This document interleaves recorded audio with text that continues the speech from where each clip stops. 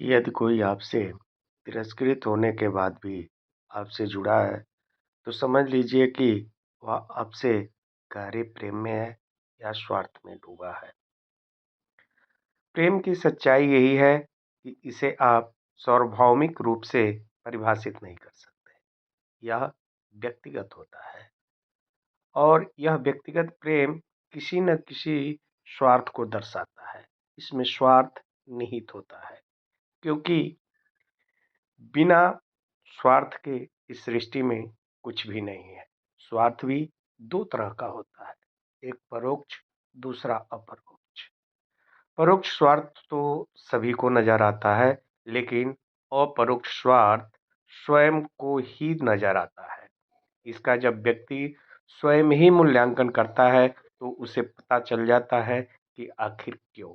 किसी से अगर आपको प्रेम है, तो आप यदि अपने आप से प्रश्न पूछें कि क्यों?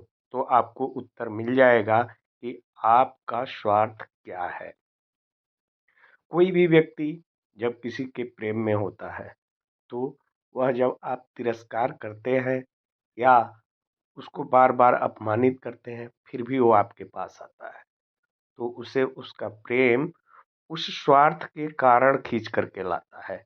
यदि उसका वह स्वार्थ ही खत्म कर दिया जाए, तो कोई भी व्यक्ति किसी से प्रेम नहीं करेगा। अब यह आपको देखना है कि अगला किस स्वार्थ की वजह से आपको प्रेम कर रहा है, क्योंकि बिना स्वार्थ के इस सृष्टि में कुछ भी नहीं है। अब वह स्वार्थ कल्याणकारी भी हो सकता है और विनाशकारी भी हो सकता है। यदि प्रेम में वह स्वार्थ कल्याणकारी है, तो उसे चलने दीजिए।